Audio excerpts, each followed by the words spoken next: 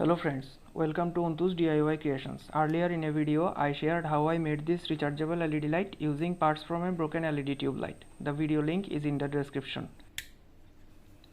In that project, I had to modify the LED strip quite a bit. At the request of Mr. Jim 2025, here is a detailed look at that process.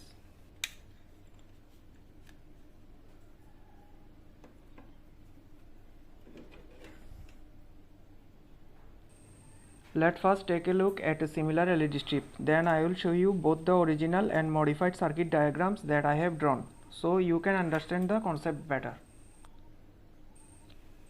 The strip may look uniform, but it actually has 3 separate sections connected in parallel. Each section has 32 SMD LEDs connected in series, making a total of 96 LEDs. In the original configuration, it uses both series and parallel connections, but we need to modify it to work with parallel connections only.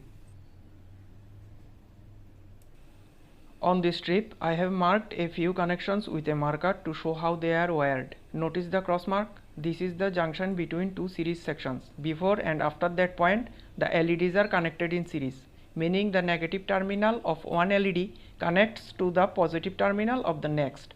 I have only marked a few, but each section has 32 LEDs connected in this way. There are 3 such series sections connected in parallel, totaling 96 LEDs. The connections are made through copper traces hidden under a non-conductive layer, but if you observe carefully, you can spot where those traces run. To solder new connections, you need to gently scrape off the protective top layer at the required spots. Still confused? Don't worry, it's actually simple. Just cut the series connections between the LED chips and connect each LED's positive and negative terminal to the copper traces running along both sides of the strip. That's it. This way you can use as many LEDs as you need. Now let's take a look at the diagrams I have drawn. This will make the concept as easy to understand as possible. Look here guys, this is the diagram of the original configuration that I have drawn. Each small square represents a single SMD LED, and as you know, LEDs are all diodes, so they have their fixed positive and negative terminals, and I have drawn them also, as you can see here, positive, negative, positive, negative. If you look closely here, they are all connected with each other. Each one's positive end is connected to the negative end of another one. They are connected to each other like a chain, and that's how they are forming a series here. I have shown 2 series only, but that's enough to demonstrate the process. Here are 2 series. This is one and this is another one.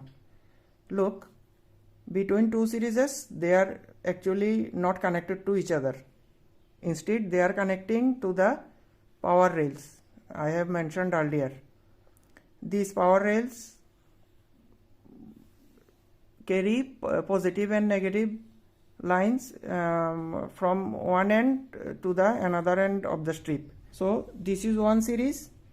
Here the end of the series is positive end is connecting to the positive rail, and the negative side is connecting here. This one is the negative rail and this one is the positive rail. So that's how this series is connected to the power rails. Here comes the negative and here comes the positive. Same in case of this one. This series is also connecting to the power rails here. Negative comes from this section and positive power comes here. This is how these sections are powered.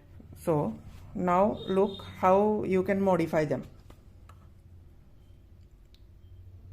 This is one LED, SMD LED chip, and this is another one.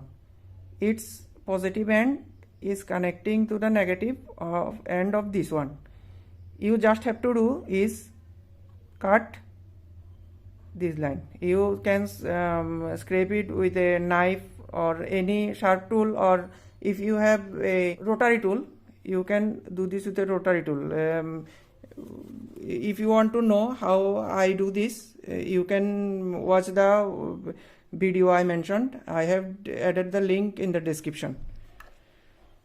You can watch there how I did it using my rotary tool. So you have to somehow disconnect here between the rail connecting to each LED, and then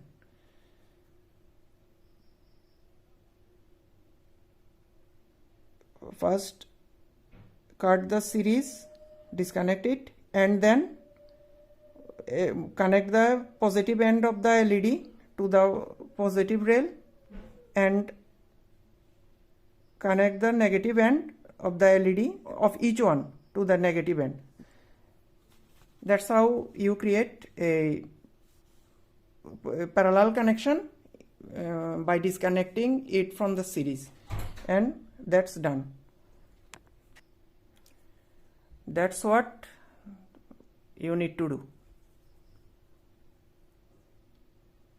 Disconnect the series and connect each one to the power rail. Positive end to the positive, positive end to the positive, and negative end to the negative. Here I have prepared a working demo for you guys. I have modified this piece of LED strip with 5 LEDs, and now it runs on just 3 volts. You can pause the video and take a closer look at how I have cut the series connections between the LEDs and soldered their positive and negative terminals to their corresponding power rails. If you want to try this, here is an interesting tip for you.